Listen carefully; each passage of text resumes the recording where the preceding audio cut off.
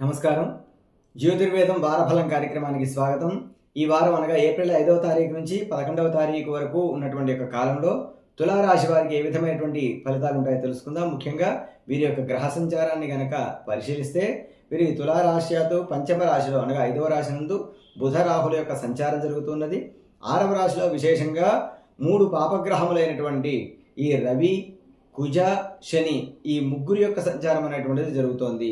ఎందుకంటే 6వ స్థానంలో పాపగ్రహం ఉండటం అనేటువంటిది చాలా విశేషము. అటువంటిది 3 పాపగ్రహములు ఉన్నాయంటే శత్రుజయం అనేటువంటిది కలుగుతుంది అని దాని యొక్క అంతరార్థం. 7వ రాశిలో శుక్ర యొక్క సంచారం జరుగుతున్నది. ఇది అంత అయోగ్యదాయకం కాదు. అదేవిధంగా నవమ రాశిలో అనగా 9వ రాశిలో గురువు యొక్క సంచారం జరుగుతున్నది. లాభరాశి నందు కేతువు యొక్క సంచారం జరుగుతున్నది. ఈ కేతువు సంచారం వలన అనుకోని లాభాలు ఉండేటువంటి అవకాశం కనిపిస్తున్నది. అంటే స్టాక్ ఎక్స్చేంజ్ కానీ స్టాక్ మార్కెట్లో ఎక్కువగా పెట్టుబడులు పెట్టినటువంటి వారికి అనుకోని లాభాలు, ఆ స్టాక్స్ రేట్లు అనేటువంటివి పెరగడం, తద్వారా లాభాన్ని గడించడం అనేటువంటిది జరుగుతుంది. అంతేకాకుండా 6వ స్థానంలో ఉన్నటువంటి యొక్క శని వలన చాలా విశేషమైనటువంటి యొక్క ఫలితాలు కూడా కనపడుతూ ఉన్నాయి. ధనధాన్యాభివృద్ధించ బంధు సంతోషవర్ధనం. ఆ యొక్క శని గనక 6వ రాశిలో సంచారం చేస్తూ ఉంటే ధనము, ధాన్యము అనేటువంటిది వృద్ధి చెందుతుంది.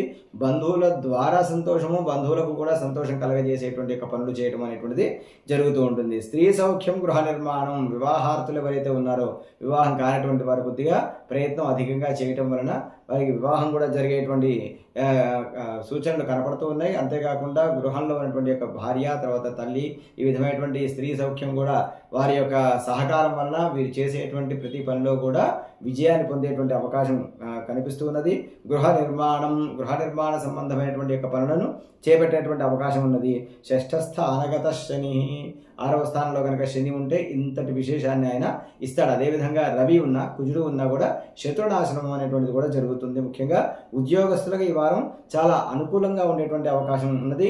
సహోద్యోగుల నుండి పూర్తి సహకారం లభిస్తుంది. సాధారణంగా ఉద్యోగాల్లో సహోద్యోగుల యొక్క సహకారం అనేటువంటిది ఎంతో మంచిగా ఉంటే కానీ దొరకదు. అటువంటిది వీరికి సహోద్యోగుల యొక్క సహకారం అనేటువంటిది పూర్తిగా లభిస్తోంది. అంటే వీరంతా సజావుగా ఉంటున్నారు అని వీరు చేసేటువంటి యొక్క కష్టానికి తగినటువంటి యొక్క గుర్తింపు, ప్రశంసలు కూడా దక్కుతాయి.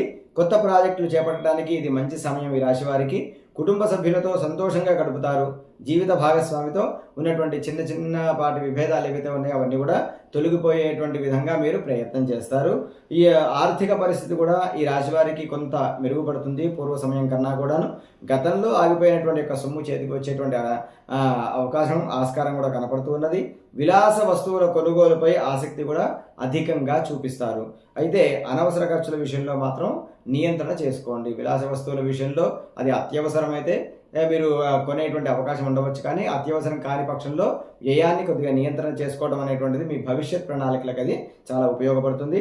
సమాజంలో వీరి యొక్క గౌరవ మర్యాదలు కూడా ఈ తులారాశి వారికి బాగా పెరుగుతాయి. వినోదాల్లో కూడా పాల్గొనేటువంటి అవకాశం అధికంగా ఉన్నది. అంతేకాకుండా పాత మిత్రులను కూడా వీరు కలుసుకునేటువంటి అవకాశం ఉంది.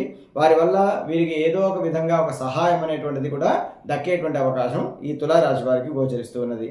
ఆరోగ్యపరంగా ఈ వారం ఎటువంటి ప్రధాన ఇబ్బందులు ఉండవు. అయితే ఆహారపు అలవాట్ల విషయంలో మాత్రం కొద్దిగా జాగ్రత్తలు పాటించడం అనేటువంటిది ఈ రాశి వారికి ప్రముఖం, చాలా అత్యంత ఆవశ్యకము. ఈ రాశివారు శుక్రవారం నాడు మహాలక్ష్మి యొక్క అష్టకాన్ని గనక పఠిస్తే వీరికి ఆ మహాలక్ష్మి యొక్క అనుగ్రహం చేత వీరు చేసేటువంటి వృత్తి వ్యాపారాలు ప్రతి కార్యక్రమంలోనూ కూడా ఆ యొక్క అష్టలక్ష్మి స్వరూపిణి అయినటువంటి మహాలక్ష్మి అనుగ్రహంతో సర్వకార్య సిద్ధి అనేటువంటిది కలుగుతుంది.